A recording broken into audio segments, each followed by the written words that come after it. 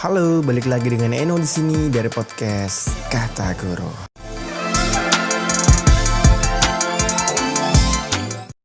Halo semua, balik lagi dengan Eno di sini dari podcast Kata Guru. Hari ini di segmen edisi ngos-ngosan bareng Eno. Ini udah masuk di segmen ketiga, yang mana yang pertama kan udah ada teman-teman dari beberapa orang teman-teman saya yang udah ngobrol-ngobrol santai bareng Eno.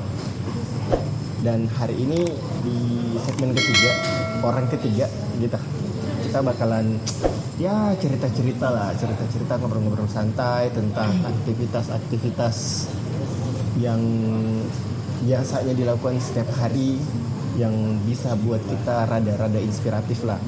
Ada hal-hal positif yang bisa ditiru lah dari narasumber dari podcast Kata Guru edisi ngobrol ngos-ngosan. Oke. Malam ini kan didengar sama podcaster semua. Jadi saya bilang malam ini, walaupun sekarang saya nge-recordnya siang hari, lagi di salah satu kafe di jalan apa sih? Pengayoman. Bukan Pengayoman ini. Pengayoman di sebelah. Jalan, biasanya sih orang bilang ini Jalan Goro. Saya agak lupa, sudah lama. Asik. Apalagi gue, Pak. Kamu kan di Bulukumba kan? Saya di luar saja, buat ke sini. Yang tinggal di gunung sana. Nah, hari ini saya bareng salah satu teman saya waktu kuliah kemarin. Bareng juga S2, cuman beda jurusan. Kebetulan dia ini bisa saya bilang dia adalah salah satu orang yang multi talent dan multitasking lah. Pokoknya Multi segalanya lah. Asal tapi bukan multi level. MLM. Kasih dekat-dekat, sorry. Oke. Mungkin saya perkenalkan sedikit. Dia salah satu teman saya juga waktu kuliah kemarin S1 dan S2. Dia salah seorang pengajar juga di salah satu SMA kemarin, tiap tahun berganti dan akhirnya kembali berlabuh untuk menyelamatkan salah satu SMP. Asik. SMP di Kota Makassar. Nah, untuk podcast hari ini saya langsung aja perkenalkan langsung sama orangnya. Silahkan. Iya. Oke. Oh iya, saya lupa ternyata kamera di sana. Jadi saya Adil Akbar. Kalau dalam berbagai hal orang-orang memanggil saya Ilyas karena nama pena saya Ilyas Perebusan. Tapi kalau dalam dunia pendidikan saya biasa dipanggil oleh Adil Akbar. Jadi kadang itu saya suka menyebutkan, kalau kamu siapa sih? Saya Adil Akbar Ilyas Perebusan. Asik. Benar kata teman saya, beliau itu adalah salah seorang yang sering kami ganggu dulu waktu pendidikan sejarah. Saya di jurusan pendidikan sejarah, beliau di antropologi. Walaupun kami beda jurusan, tapi pada umumnya dosen kami yang mengajar di sejarah juga mengajar di antropologi. Iya, beda-beda tipis lah. Demikian pula juga sebaliknya, kalau dosen antropologi kadang juga mengajar di dosen sejarah. Oh iya. Nah, jadi ibaratnya ini antropologi dan sejarah itu saudara kembar. Bukan saudara, tapi saudara kembar lagi. Ya. Padahal sebenarnya lebih kembar sama sosiologi dibanding sama sejarah. Dalam ilmunya sih sosiologi, tapi karena lingkungannya jadi lebih kembar, lebih identik ke antropologi. Tapi kalau keilmuan lebih identik dengan sosiologi. Jadi aktivitas apa saja sekarang selain ngajar? Saya sementara jadi salah satu redaktur di media online di Makassar, namanya karebaindonesia.id. Bisa teman-teman cek nanti. Itu bahas apa? Sebenarnya itu portal politik berita. Jadi lagi teman-teman jurnalis kami lagi terjun ke KPU Makassar. Itu sedang meliput tentang pendaftaran calon kota. Sekarang lagi heboh-hebohnya di mana-mana sih? Heboh-hebohnya di mana-mana sih? Di Bulukumba juga termasuk kan lagi hebohnya. Bulan nanti tanggal 9 Desember pendaftaran. 9 Desember pemilihan, tapi bulan depan kayaknya sudah pendaftaran. Ada bulan ini. Oh, sekarang September ini mulai pendaftaran. Jadi teman-teman saya yang di teman-teman jurnalis saya juga sementara itu meliput di KPU Makassar. Selain sebagai guru, saya juga suka nulis. Ya, iya. Saya sih terkenalnya Anda sebenarnya karena tulisan. Ya, banyak orang. Terkenalnya Anda karena tulisan. Saya katanya terkenal karena tulisan saya. Ilyas Ibrahim Hussein. Ibrahim Hussein jadi lebih tenar daripada Adil Akbar. kayak saya bilang. Filosofinya itu nama. Sebenarnya ceritanya panjang begini ya. Saat itu saya dikader oleh senior saya Sejarah. dan setiap maba itu harus mencari nama kadiran. Nama panggung. Ya, nama panggung selanjutnya. Kebetulan saya dapat Tan Malaka. Asik-asik. Tan Malaka. Saya susuri Sejarah banget. Sejarah banget. Ya, sejarah banget. Saya cari Tan Malaka. Nama aslinya itu Ibrahim gelar Datuk Tan Malaka. Lalu sosok ini pernah berkelana ke berbagai penjuru dunia, termasuk ke Belanda dan Jerman, sempat juga ke Filipina dan Singapura. Nah, dia juga beberapa kali mengganti namanya. Karena dia diburu oleh polisi Belanda. Buronan. Dia juga pernah menggunakan nama Ilyas, pernah juga menggunakan nama Usai. Akhirnya saya menggabungkan tiga kali itu Ilyas Ibrahim Usai. Asik. Tapi sebenarnya ada semacam tanda kutip kutukan dari nama itu. Apa itu? Saya baca biografinya Tan Malaka di bukunya Hari Kapolsek. Rupanya Tan Malaka itu selalu gagal dalam percobaan. Masuk. Selalu gagal dalam percobaan. Demikian pula saya waktu kuliah. Kalau Eno kan terkenal sebagai ya fuckboy-nya dulu tadi waktu Dulu. ya, kan sudah Sadar nih. Insyaallah kembali nih ke jalan yang benar. Nah, saya dulu menyukai seorang perempuan teman kuliah saya dan 4 kali jatuh cinta dan 4 kali juga ditolak. Luar biasa. Kalau filmnya Zainuddin Hayati nih kayak ini nih. Ya, terakhir itu sempat malah saya hancur dalam pernikahan. Wah, luar biasa. Lelaki sejati. Ya, saya cintai saat itu, tapi ya namanya juga sudah jalan dengan nasibnya. Jadi saya pikir kayaknya ini misalnya Tan Malaka yang cintanya beberapa kali bertusuk ke batang itu seolah terwejantahkan ke saya. Jadi ya gitulah. Tapi saya ketawa saja karena Memang tuh ada itu yang bilang nama itu adalah doa. ya nama itu adalah doa. Tapi ya mungkin Di sisi lain sosok Tan Malaka pasti ada juga hal-hal positif yang melengkapi. Diri bukan terkenal di penanya itu karena atas nama itu. karena Saya pernah mau nyoba menulis kayak dirimu, tapi memang kayaknya seseorang yang memang rajin membaca, yang punya kosakata dan retorika yang baik, yang memang bisa kayaknya masuk di dalam dunia tulis menulis kayaknya. Memang benar, rumusnya kan sederhana. Kalau kamu mau pintar menulis, maka kamu harus banyak membaca. Ya, seperti itu rumusnya. Tidak sebuah ketidakmungkinan kalau kamu ingin menulis tapi tidak pernah membaca. Karena dari bacaan itulah kita bisa banyak menulis. Kan juga perintah pertama dalam Al-Quran kan baca kan. Dan ini kita syuting hari Jumat dan khotbah Jumat sudah dimulai. Kayaknya ini khotbah Jumat. Memberi warna tersendiri untuk podcastnya saudara. Oke. Nah, selama kita kenal 2011. Iya. Kita kenal 2011 dengan beliau ini kebetulan ketua tingkat selamanya kayaknya di angkatan 2011. Saya di angkatanku itu kebetulan kan angkatanku ada 2 kelas, dia cuma 1 kelas.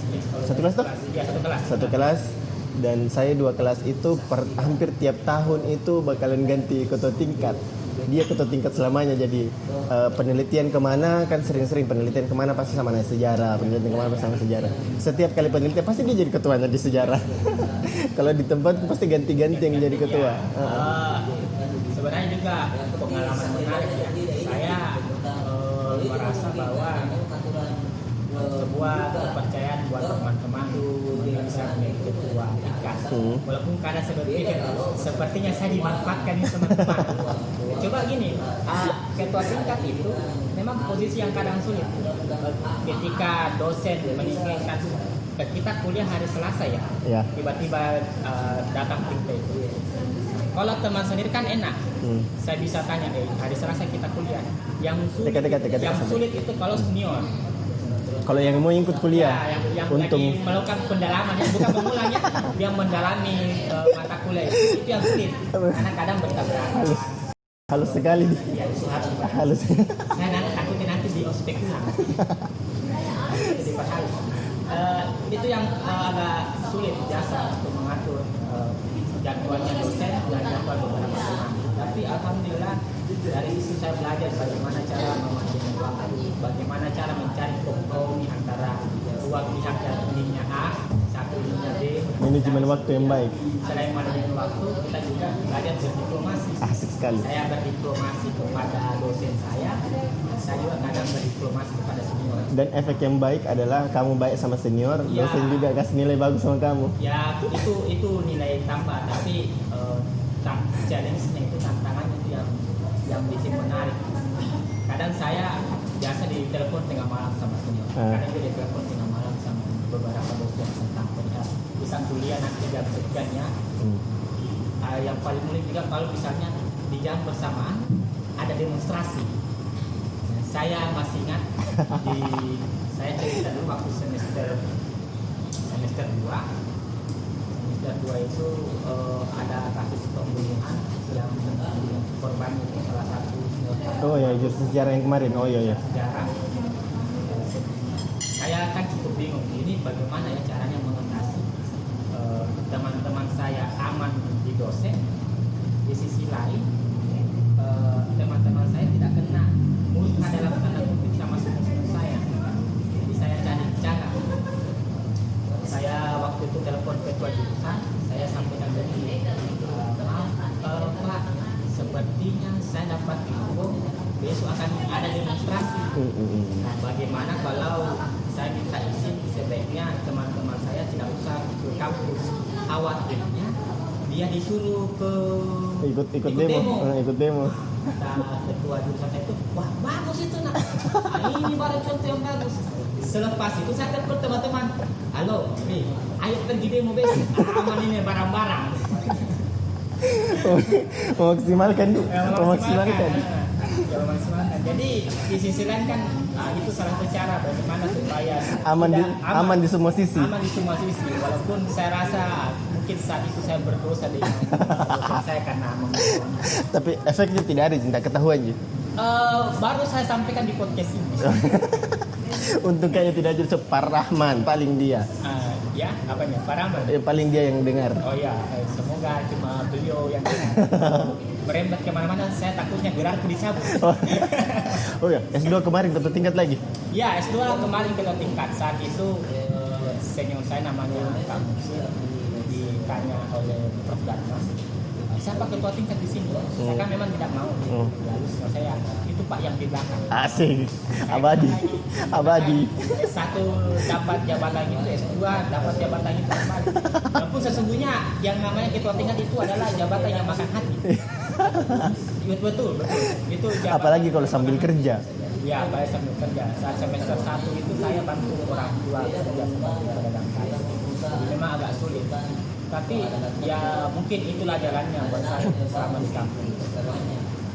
Jadi ada juga hal-hal yang menarik yang bisa saya bagi. Itu juga saya tuh kenalnya bukan cuma saya mungkin yang berpendapat seperti ini. Saya kenalnya Bro Adil ini sebenarnya dengan ciri khas yang sangat eksentrik. Bagus ini dia pakai topi begini. Bagaimana kalau dia pakai topi koboi begini? Dia ke kampus pakai topi koboi. Iya, saya biasa ke kampus pakai topi koboi. Topi koboi. Kemudian pakai topi flat begini kan.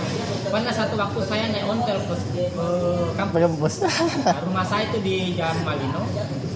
kalau dilihat di Google Map itu jarak dari rumah ke Kampus 7 kilo. Kampus Gunung Sari. Ada 7 kilo, jadi PP kan 14 kan. Saya sempat naik sepeda ontel ke kampus. Mungkin ada sekitar 2 minggu. Goes. Di minggu kedua, saya parkir sepeda itu di bagian belakang kampus. Pas saya mau pulang, ban sepeda saya dikempes. Bah, siapa tuh yang berani nih? Siapa berani? Angkatan berapa di situ? Itu kan saya masih maba, bos. Oh. Waduh, senior saya kayak ini kerja saya nih. Ya sudahlah, saya ke Jalan Alauddin. Oh, tambal ban. Iya, iya, tambah Iya, ban. kayak itu kayak yang paling dekat yang kemarin. Itu yang paling dekat. Ya udah pulang.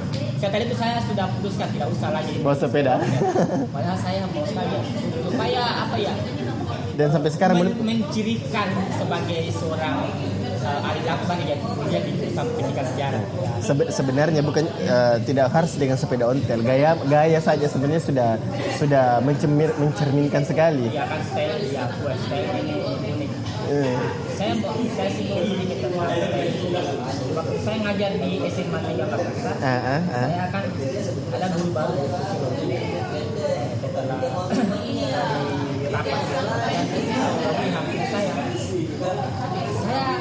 saya pernah ketemu kamu deh. Kamu yang kan yang suka ke kampus itu pakai topi basket, tapi kok tahu iya karena itu nyentrik terkenal juga di jurusan saya. Asik. Bagi suatu kebanggaan juga ya. Semoga saya anggap itu ujian, pun nadanya agak nyinyir. Jadi memang ini Pak Adil kebetulan dia guru sejarah di SMA juga sama kayak saya. Cuman sekarang lagi migrasi ke SMP. Ya, menyelamatkan sesuatu di SMP katanya. Saya lihat-lihat juga belakangan ini beliau ada hobi baru dalam dunia fotografi. Iya, hobi baru dalam fotografi, mungkin mendukung juga dalam unsur pekerjaannya sebagai redaktor itu. Iya, sangat mendukung. Jadi minat fotografi itu sebenarnya muncul tahun 2011 di kisaran bulan September atau 2012 bulan Februari. Saat itu pemilihan panitia untuk ke Toraja, dan di semester 1 kan saya tidak dapat dokumentasi. Kedua saya waktu penelitian kemarin, Toraja kan. Jadi sama-sama juga lagi situ Ces. Iya. Oh iya, saya nggak tahu. Jadi saya saat itu dapat bagian dokumentasi, jadi bagian foto. Akhirnya dari situ saya mulai geluti. Awalnya kamera itu yang saya pakai masih pocket, yang kamera itu yang Canon itu punyanya sepupu saya. Lalu saya coba beralih ke DSLR miliknya sepupu saya juga yang Nikon. Dan kayaknya menarik juga fotografi ini. Lalu selepas itu saya tahun 2016 itu dapat hibah kamera dari keluarga saya. Oh, kukira pemerintah dari kakekku. Dari keluarga saya sendiri. Kukira dapat dari kamera Fujifilm yang saya gunakan sampai sekarang. Nah, itu yang saya pakai untuk jasa motret. Beberapa siswa saya malah senang kalau di potret. Lumayan tambah followers juga kayak gini. Kamu kalau habis potret saya tag di IG-mu ya. Jangan lupa di fallback. Jangan lupa fallback juga. Salah satu alasan juga kenapa saya kadang migrasi, kan awalnya saya mengajar 2017 di SMA 2019 pindah ke SMA 3 Makassar. Dari situ juga saya menjalankan hobi saya, kadang memotret siswa, mengcapture bagaimana kepolosannya siswa, walaupun sebenarnya tidak polos-polos banget. Banyak bejat-bejatnya juga. Bagaimana wajah siswa yang polosnya foto, wah ini adem banget ya aslinya mbak. Ini kok putih sekali, ternyata kucek-kucek. Jadi itu juga menambah minat saya dalam melihat berbagai macam karakter siswa. Perubahan karakter siswa dari tahun ke tahun pasti. Iya, saya juga lihat ternyata ini anak yang dulunya tidak glow, sekarang glow. Glow, asik. Dulu ini anak yang pendiam, sekarang ceria dari tatapan matanya ketika melihat kamera. Tapi memang belajar fotografi Iya. atau belajar sama orang ahli atau otodidak? Saya dulu otodidak di awal sebelum tahun 2016. Setelah tahun 2016 dan lebih-lebih saat saya kuliah di pasca sarjana, saya diajar oleh salah satu teman saya, namanya Ikhwan. Dia S1 sosiologi, UNN, dan juga sama-sama kuliah di pasca sarjana. Dia juga sosiologi. Dia yang ngajar saya bagaimana cara memotret, bagaimana mengatur segitiga explore, bagaimana memotret kalau dalam ruangan, bagaimana memotret kalau di luar ruangan, bagaimana cara mencapture kalau keadaannya senja. Jadi lumayan dalam ilmu pengetahuan lumayan fotografi. dalam. Jadi saya tukar ilmu istilahnya. Asik. Kan kalau dalam Islam kan ketika harta itu bisa berkurang tapi ilmu itu bisa bertambah. Karena di-share. Karena di-share kan saya memberikan ilmu bagaimana cara menulis tesis yang baik kepada teman saya Ikhwan. Nah, Ikhwan berikan ilmu bagaimana memotret yang baik. Asik. Kan bertambah kan tidak Guru banget Anda. Iya, kan, tapi yang unik ketika saya menekuni itu, walaupun saya masih menganggap amatir ya, belum profesional. Ketika saya menekuni, ternyata di dalam sejarah jurnalistik juga itu punya peran dalam mempertahankan kemerdekaan.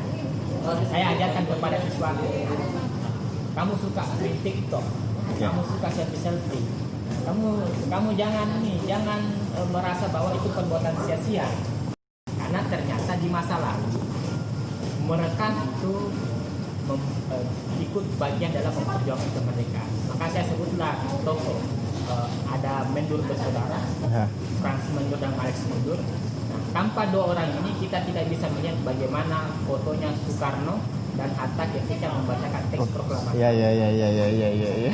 Tanpa hasil bidikan kameranya, kita tidak bisa melihat bagaimana foto-foto yang ada di buku sejarah itu. Itu asli. Itu asli dari Mendur bersaudara. Saya jelaskan. Itu ada. Beda memang kalau guru sejarah asli sama guru sejarah kawian. Jadi kan ada yang saya kan kalau mengajar mencoba memberikan pemahaman bahwa belajar sejarah itu menyenangkan. Ya zaman sekarang kan banyak orang yang malas gitu. Ya katanya belajar sejarah itu tidak bisa move on. Bukan, perbuatan dosa. Orang mati dicerita. Oh iya itu.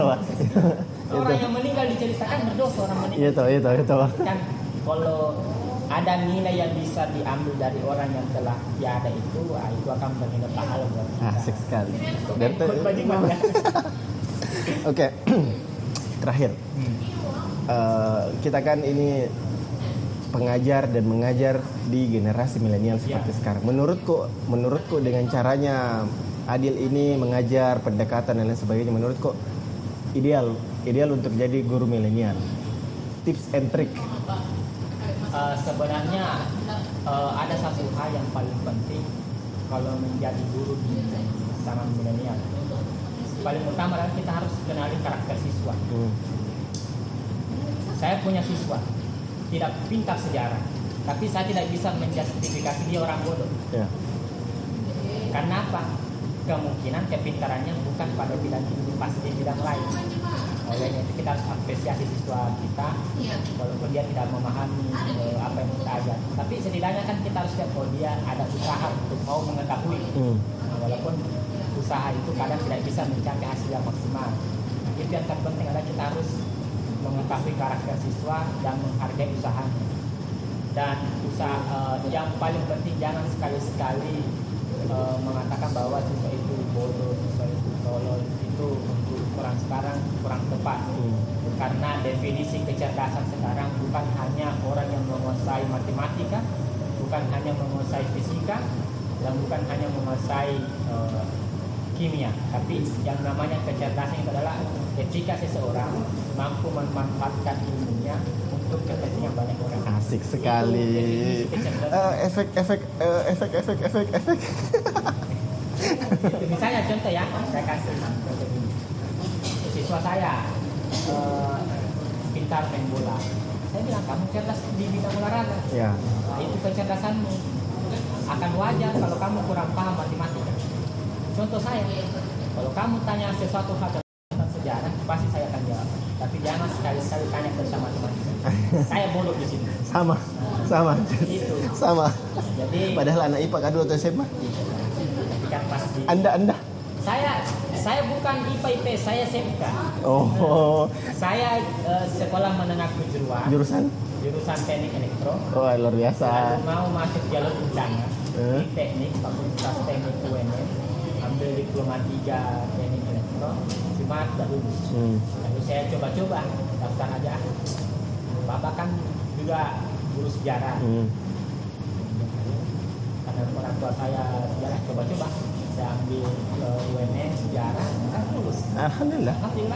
Saya masih ingat itu SPP yang 4.100.000, 4.200.000. Masih bagus sih dirimu berarti karena masih sesuai kata hati. Iya. Kami jurusan antropologi tidak sesuai kata hati. Tidak ada sesuai dengan kata hati kami. Ya, tapi kan Daripada tidak kuliah. ya tapi kan mungkin itu sudah jalan ya. Bisa sampai sekarang mungkin. Andai saudara Eno tidak masuk antropologi, mungkin tidak ada podcast kata guru. Saya kadang berbicara begitu loh. Kenapa Bapak dari SMK ke S1 sejarah? Saya jawab, ya, itu mungkin sudah jalan saya. Andai saya tidak ambil sejarah saat itu, mungkin saya tidak ajarkan. Asik sekali. Pokoknya ada feedback. Iya, ada feedback. Ada apa ya? Ada yang namanya hikmah. Asik. Hikmah di balik setiap kejadian. Memang kayaknya sudah memang sampai Jumat ini. Kayaknya saya harus khotbah. Jadi itu saja ngobrol-ngobrol santai dengan teman saya, namanya Pak Adil. Nama panggungnya Ilyas Ibrahim Hussein. Kalian bisa, nanti saya bakalan taruh nama IG-nya. Mungkin di nama IG-nya mungkin ada juga tulisan-tulisan lain Iya, yang ada caption. gitu-gitu nantilah.